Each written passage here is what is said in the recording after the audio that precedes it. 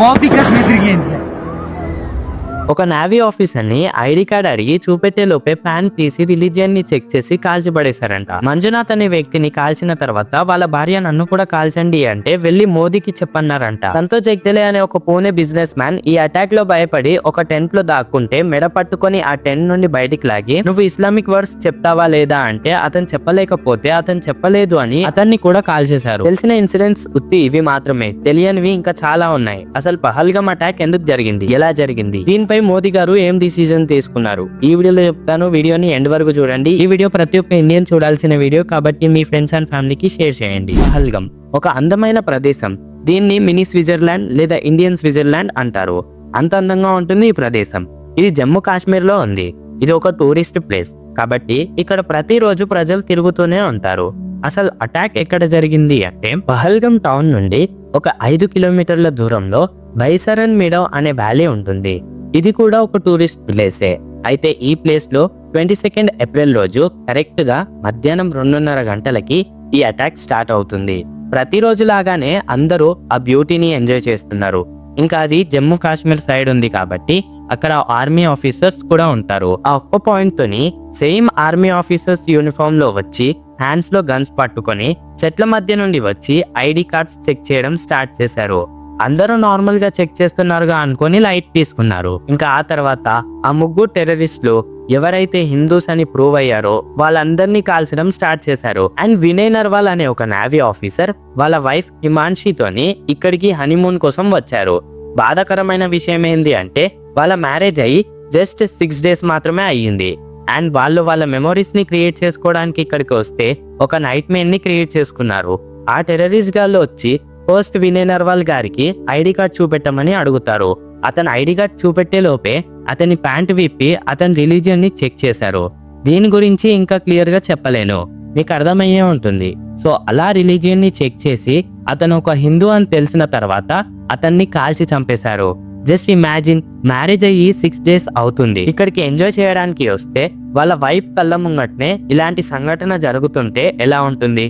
And మీరు social మీడియాలో ఈ ఫోటోని చూసే ఉంటారు. కింద పడి ఉంది వినయ్ నర్వాల్ గారు అండ్ పక్కన కూర్చొని ఉంది కదా అది వాళ్ళ భార్య. అండ్ ఇలా జరిగింది అని చెప్పింది కూడా వాళ్ళ భార్యనే. కళ్ళ ముంగట అంత జరుగుతున్నా కూడా పాపం వాళ్ళ వైఫ్ ఏం చేయలేకపోయింది. పల్లవి అండ్ మంజునాథ్ ఈ కపుల్ కూడా ఎంజాయ్ చేయడానికి వచ్చారు. చెప్పాలంటే వీళ్ళకి ఒక కొడుకు ఉన్నాడు. ఆ కొడుకుకి PUC 2 ఎగ్జామ్స్ లో 96 మార్క్స్ వచ్చాయి కాబట్టి ఎంజాయ్ చేయడానికి ఇక్కడికి వచ్చి ఒక మెమరబుల్ మూమెంట్ ని క్రియేట్ చేసుకుందాం అనుకున్నారు. బట్ ఇలా అవుతుంది అని ఎవరు ఊహించారు? ఆ ఇన్సిడెంట్ జరిగే కొంత సమయం ముందే వీళ్ళ సంతోషం కోసం ఒక వీడియో తీసుకున్నారు. కానీ ఆ వీడియో తీసిన కొంచెం సేపటి తర్వాత మంజునాథ్ ని షూట్ చేయడం జరిగింది.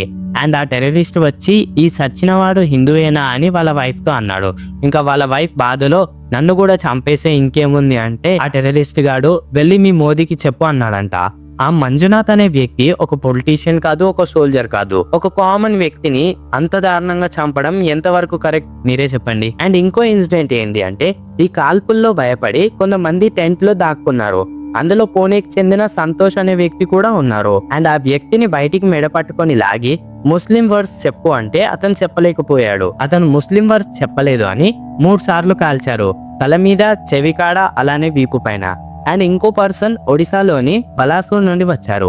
అలానే ఒక మలయాళం టూరిస్టర్ కూడా ఉన్నారు. అతని పేరు ఎన్ రామచంద్రన్. ఇతని వయసు 65 సంవత్సరాలు. అతను ఒక్కరోజు ముందే వాళ్ళ కుటుంబంతోని కాశ్మీర్ కి వచ్చాడు. అండ్ ఇక్కడ ఇది జరుగుతుంటే వినయ్ బాయ్ అనే ఒక గుజరాత్ కి చెందిన వ్యక్తి అక్కడి నుండి పరిగెట్టడం స్టార్ట్ చేశాడు. ఇంకా ఎక్కడి నుండి వచ్చిందో తెలియదు కానీ అతని ఎల్బోలో ఒక బుల్లెట్ దిగింది. ఇక్కడ నుండి ఎవరైతే పరిగెత్తడానికి ట్రై చేశారో వాళ్ళని కాల్చడం స్టార్ట్ చేశారు. అండ్ మాక్సిమం ఆడవాళ్ళని వదిలేశారు. బట్ మగవాళ్ళని మాత్రం ఇష్టం వచ్చినట్టు చంపారు. ఇక్కడ ఈ ఇన్సిడెంట్ లో ఇప్పటి వరకు 27 మంది చనిపోయారు అంటున్నారు. బట్ కరెక్ట్ గా ఇంకా డిక్లేర్ చేయలేదు ఎంతమంది చనిపోయారో అనేది. అండ్ ఇంకొకటి, ఈ బైసరన్ వ్యాలీ అనేది పహల్గామ్ నుండి 5 కిలోమీటర్ల దూరంలో ఉంది. అండ్ ఇక్కడికి రావాలి అంటే వెహికల్స్ అలౌ లేదు. ఒక సర్టెన్ డిస్టెన్స్ వరకు ఈ వెహికల్స్ ని ప్రొహిబిట్ చేశారు. కాబట్టి ఎవరైతే ఇంజూర్ అయ్యారో అలానే ఎవరైతే సీరియస్ గా ఉన్నారో వాళ్ళని హాస్పిటల్స్ కి తరలించడం అనేది కష్టంగా మారింది.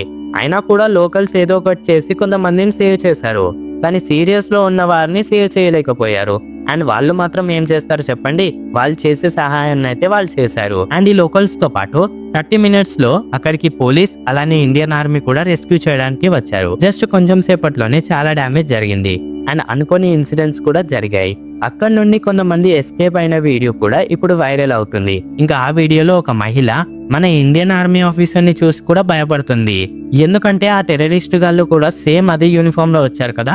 సో ఎవరిని నమ్మాలి ఎవరిని నమ్మకూడదు అనేది ఆమెకు అర్థం అవ్వట్లేదు. సో అందుకే చాలా భయపడింది. అండ్ దీనిపైన మన ఇండియన్ ప్రైమ్ మినిస్టర్ మోదీ గారు ఏం చేయబోతున్నారు? మోదీ గారు ఈ ఇన్సిడెంట్ అయ్యే టైంలో సౌదీ అరేబియన్ ట్రిప్ లో ఉండే.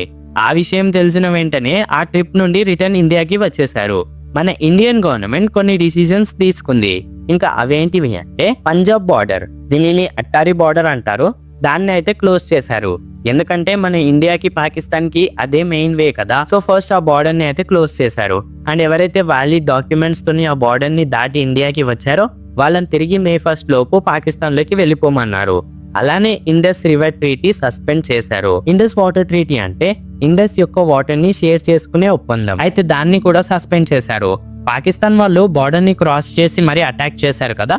సో ఇండస్ ట్రీటీని సస్పెండ్ చేశారు. దీంట్లో ఎలాంటి తప్పు లేదు అని నిర్ధారించింది. దీంతో పాటు పాకిస్తాన్ కి చెందిన సిటిజన్స్ ఎవరు కూడా ఇండియాకి అలౌ లేదు. అలానే ఇండియాలో ట్రావెల్ చేయడానికి వీలు లేదు.